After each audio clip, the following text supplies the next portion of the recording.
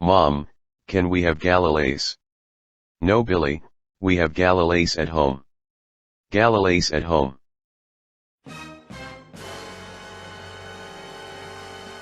Hey guys, it's the AK Geek here, and got an update on my RH-10 rifle.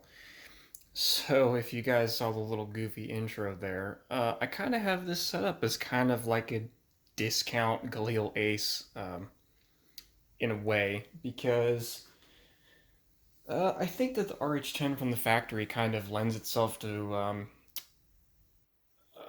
being capable of being made into like a cheaper Galil-ish clone because it's already got the 90-degree gas block integrated front sight combo, and it comes with a 8.2-ish style of flash hider already. And if you get some kind of rear aperture mounted on there, similar to the Galil, yeah, you kind of got a pseudo Galil-ish thing going on, especially if you attach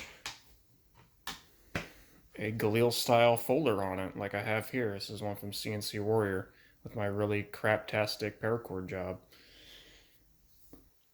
So this is kind of my Galil Ace knockoff kind of deal. I can already hear some guys in the comments saying, "Oh, Galil Ace doesn't come with a skeletonized folder like that. It comes with a collapsible stock," and you would be correct. But one thing I have noticed while looking on Reddit and the AK forums and all that stuff, guys really like putting the classic Galil stock on the new Ace rifles, and I think it looks really sharp, so that's what I did. So this RH-10 is kind of a discount clone of the Ace 32, and I think even with all of the stuff put into it, this probably costs like a third of a Galil Ace, especially considering this is supposed to be modeled after like the um, original Ace rifles, the Gen 1s, not the Gen 2s. The Gen 2s, made for the American market, they're okay. I mean, I'm practically speaking, I think they're fine. I just really hate the aesthetics. That's just me. But so really, the only big changes that I've done to the RH-10 since you guys have seen it last is in my optics setup. And as you guys seen in some older videos, I'll roll over a picture here. I was rocking a side rail mount on there, and I am a big fan of the side rail system on AKs. I think they're totally fine, totally adequate.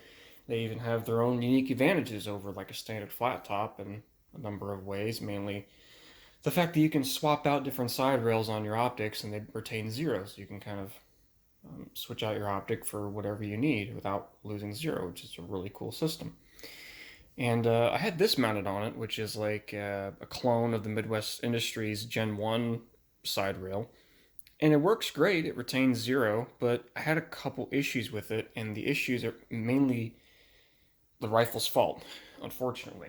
Because the way that the RH-10 is assembled, they mount the side rail on here, and I'll go ahead and show you, is they mount the side rail higher up, or they drill and tap it higher up onto the receiver than on your standard AKM or Wasser 10 or what have you. So what it means is that when you put it on a standard side rail, that like let's say it's an arse regulator or something that's designed for a standard AKM, it's going to put that side rail higher than what it typically would be. And the reason they do that is because they want you to be able to clear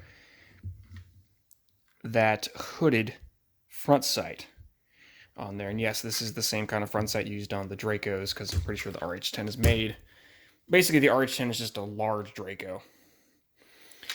So what I ended up doing is I wasn't crazy about the height over bore on that.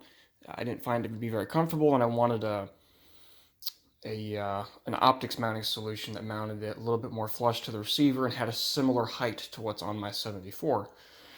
So what I ended up doing is I ended up getting the Texas Weapon Systems Gen 3 dust cover rail, um, and it's pretty awesome so far. I'm really, really liking this setup because it, with my primary arms dot with a name is escaping me on this quick detach mount, but it mounts the optic at the perfect height to where it does clear that front sight to a certain degree. You can still see it within um, the lens of the dot of the optic, but it's think of it kind of like a lower third co-witness, so you can see this basically in like the lower section of the dot, but it's not obscuring the dot. And you have plenty of room to see your target beyond, which is pretty cool. And especially with the rear peep on here, it really does kind of match that. Kind of does have that kind of Galil clone-ish look that I was kind of going for. And so, yeah, I think that's a pretty cool setup so far. You even got the a enhanced charging handle there that I believe I got from Circle 10 AK, if I remember correctly. It's an underfolder or folding stock model, so it's not a full circle here. It's cut right down flat in the middle, so whenever you're folding your stock, you have enough room to where if the gun is operating, it's not going to smack into the it's not going to smack into the stock and interfere with operation. So I think that's pretty cool, and I I honestly don't see a need for myself to ever want to buy a Galil Ace, even though I'm a fan of the Galil series rifles, as you can clearly see. Just because the Galil Ace is really expensive, and don't get me wrong, it's a high quality rifle, but it's really expensive, and this all decked out with the optic, the stock, and also a flashlight. This thing weighs about the same as a Galil Ace naked. And that comes for the fact that this has a stamped receiver versus a milled receiver. And if you're wondering where I kind of fall in the milled versus stamped category, I prefer the stamped. I prefer the stamped guns.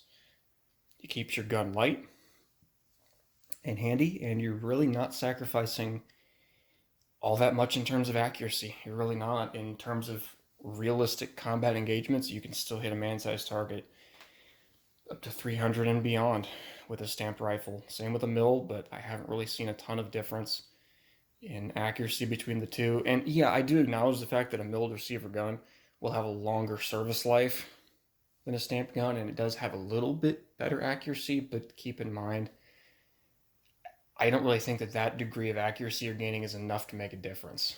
I really don't.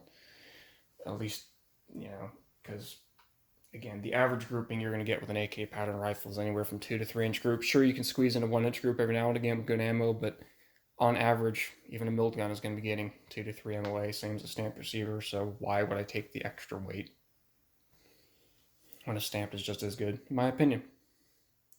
Doesn't mean I don't like milled guns. I like them for their collector value. Again, I like them on a classic Galil. I don't really hold that against it because it's a classic rifle, and under the doctrine and military understanding and the way the rifles were set up back in the 60s and 70s, a milled receiver was acceptable for an AK back then, especially with a classic Galil because you have all the extra features on it as opposed to like with what a standard AK would come with. So yeah, just figure I'd give you guys an update on what's going on with the RH-10 and a few other rifles and pistols I got in the collection. I do have some other overviews coming up pretty soon on some other handguns we got floating around, handguns and rifles that you guys haven't seen yet, so stay tuned for that.